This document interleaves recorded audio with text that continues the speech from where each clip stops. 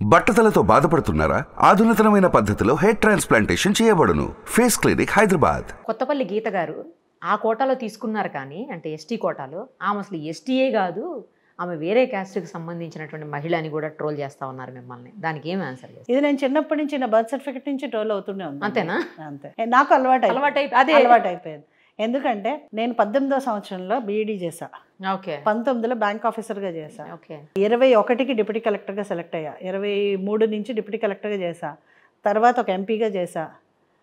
ఆ మధ్యలో income tax ఆఫీసర్గా సెలెక్ట్ అయ్యా. నేను జాయిన్ అవ్వాల. 5 సంవత్సరాలు ఎంపీగా చేశా. నా జీవితం అంతా ఎస్టీగానే ఉంది. నాకు ఇప్పుడు 54 సంవత్సరాలు. ఇప్పుడు కూడా ఆరోపణలు ప్రత్యారోపణలు జరుగుతూనే ఉన్నాయి. సో ఇంకేంటంటే అది అలవాటు చేసేసుకున్నాం. హైకోర్టు నుంచి ఆల్రెడీ ఆర్డర్స్ తెచ్చుకున్నాం. ఎవరైనా మాట్లాడితే దాని గురించి వాళ్ళ మీద కూడా లీగల్ చర్యలు తీసుకుంటా అని చెప్పడం జరిగింది. ఇంకా life is like A battle. అసలు ఎందుకు అలాంటి ట్రోల్ ఎందుకు అంటే నేను అలా కనిపించినట, అంటే 2 కొమ్ములు మెడలో పూసలు అన్నీ వేసుకుని కనిపిస్తే బహుశా అలా చేసుకోరాదా అండి ట్రైబల్ డ్రెస్? కట్టు బట్టు వ్యవహారం అలా ఉండదు అని చెప్పి ఎవరో కామెంట్ చేయడం జరిగింది. మీ ఇష్టం కానీ దట్ ఇస్ బాడీ షేమింగ్ కదా. కట్టుబట్టు అంటే ఎవరిష్టం వాళ్ళది. కిషోర్ చంద్రదేవ్ గారు ఉన్నారు. ఏంటిది? వాళ్ళ అమ్మాయి ఓన్లీ స్లీవ్లెస్ డ్రెస్ వేసుకుంటే చిన్న ఫ్రాక్ వేసుకుంటది. కిషోర్ చంద్రదేవ్ గారు నా ఎక్స్ఎంపీ, నా ప్రొడ్యూసర్. వాళ్ళ అమ్మాయి చిన్న ఫ్రాక్ వేసుకుంటది, స్లీవ్లెస్ డ్రెస్ వేసుకుంటది. అది ఆమె ఇష్టం. మరి ఆ కట్టుబట్టు ఆమె కూడా ఎస్టీ కదా. ఎస్టీయే, she is an ST. End of the day everybody has the right to dress as you want.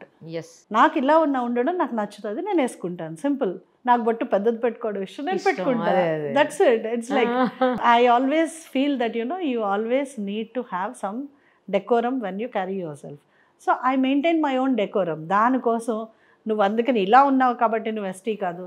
Facial features అంటారు. ఐ విల్ టెల్ యూ అండి.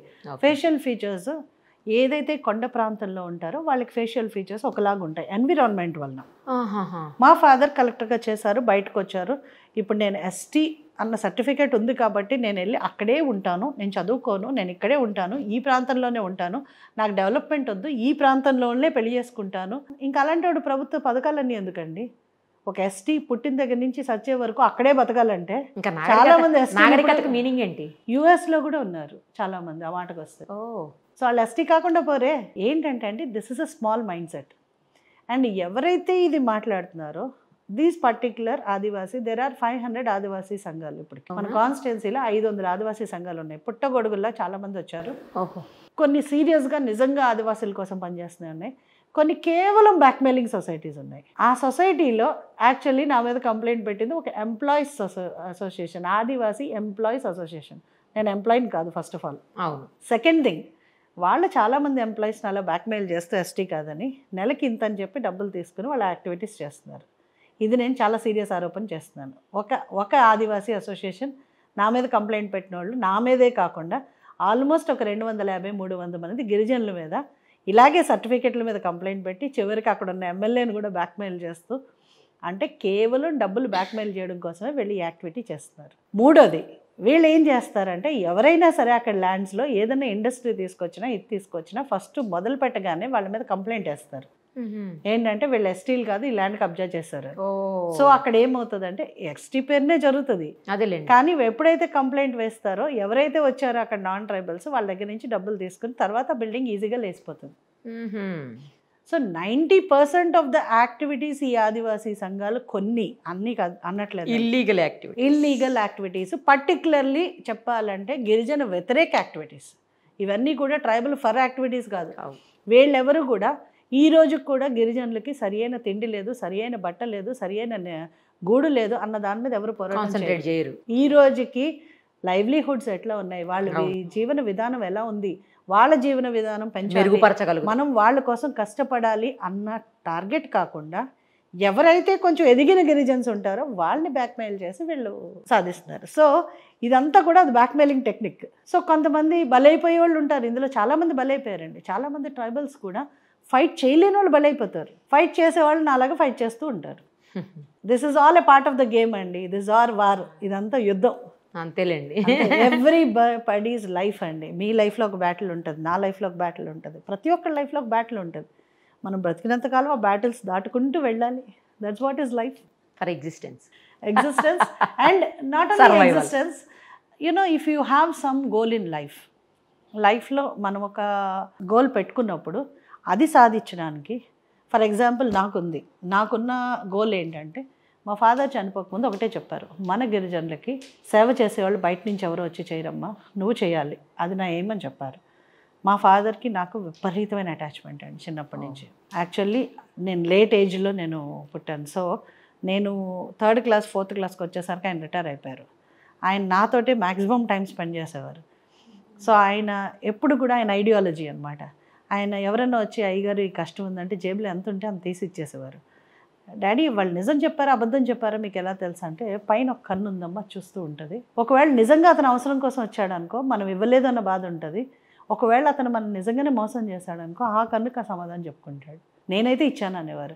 సో అదే నేర్చుకున్నానండి. How you are brought up matters a lot. Yes of course. So మా నాన్నగారు చనిపోయినప్పుడు ఒక్కరోజు dead body పెడితే 10,000 మంది వచ్చారు. ఒక్కరోజు డెడ్ బాడీని చూడండి. నాన్నగారు మెడ్రాస్లో చనిపోయారు కిడ్నీ ఫెయిల్యూర్ తోటి అక్కడ అపోలోలో. బట్ తీసుకొచ్చినప్పుడు 10,000 మంది ఒక్కరోజులో వచ్చి, ఇంట్లో వాళ్ళకన్నా బయట వాళ్ళ అయ్యగారు మీరు లేకపోతే మా దిక్కేంటని ఏడ్చిన రోజు చూశాను నేను. ప్రతి ఒక్కళ్ళ లైఫ్కి ఒక పరమార్థం ఉంటుందండి. సో నాన్నగారు గోల్ ఏదైతే ఉందో, ట్రైబల్స్కి సర్వీస్ చేయాలి, నా వాళ్ళకి వెళ్ళాలి, ఆ లాస్ట్ డ్రాప్ వాళ్ళకి చేరాలి అన్న ఒక సంకల్పంతో నేను పనిచేస్తున్నాను. I have a happy family. మా హస్బెండ్ హీస్ వెల్ సెటిల్. మా పిల్లలు దే ఆర్, అంటే ప్రౌడ్గా చెప్తున్నాను, I'm a very proud mother. నా పిల్లలు ఇద్దరు జెమ్స్ ఇద్దరు. So I don't have a problem. Basically లైఫ్లో God has blessed me with everything. ఈరోజు ఇన్ఫినిట్ బ్లెస్సింగ్స్ ఎవరికన్నా ఉన్నాయంటే అది కొత్తపల్లి గీత. ఫ్రాంక్లీ స్పీకింగ్, ఎవరు చెప్పగలరో చెప్పలేరో నాకు తెలియదు, కానీ ఈ రోజు చావు వస్తుంది అనుకుంటే ఐఎమ్ రెడీ.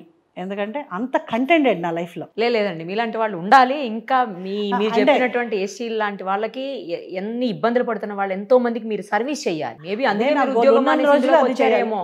అందరూ అంటారు కదా చావు అన్నది వస్తే ఇప్పుడు ఆగు మళ్ళీ వస్తానని చెప్పడానికి ఉండదట. కానీ ఎంతమంది ప్రిపేర్డ్గా ఉంటారో డెత్కి నాకు తెలియదు. కానీ I'm the person who is very much prepared. And నా లైఫ్లో every moment I live for myself, I live for the public. అంటే నా గోల్ ఏమున్నది అన్నది I will be very focused. కరెక్ట్గా పని చేస్తాం. ఈ రోజు హ్యాపీగా ఉందా లేదా, ఈ రోజు మనం చేయగలిగింది చేసామా లేదా, that's it. Tomorrow is tomorrow again. అంతే కదా, ఈ రోజు ఇంపార్టెంట్. ఎస్ ఎగ్జాక్ట్లీ మీరు చెప్పింది 100%. అదే నా హ్యాపీనెస్ కారు. ఎప్పుడు I'm very happy in life, I'm very lively. చిన్న ఎమోషన్ గురి చేసినట్టున్నాను, సారీ. అదేం లేదు, చేసేసరికి ఎవరైనా ఎమోషన్. ఫాదర్ది నాకు ఎప్పుడు ఎమోషన్, అందుకే అంటున్నాను. మా హస్బెండ్కి కూడా చెప్తాం, మీరు కూడా మా నాన్నగారు తర్వాత. ఆబ్వియస్లీ అంతే కదండి, ఫాదర్ ఇస్ మై గైడ్. తర్వాతే కదా వీళ్ళు వచ్చారు, ఆయన తర్వాత ఏదన్నా. సుమన్ టీవీలో మీ పర్సనల్ అండ్ బిజినెస్ ప్రమోషన్స్ కోసం కింది నెంబర్కి కాంటాక్ట్ చేయండి.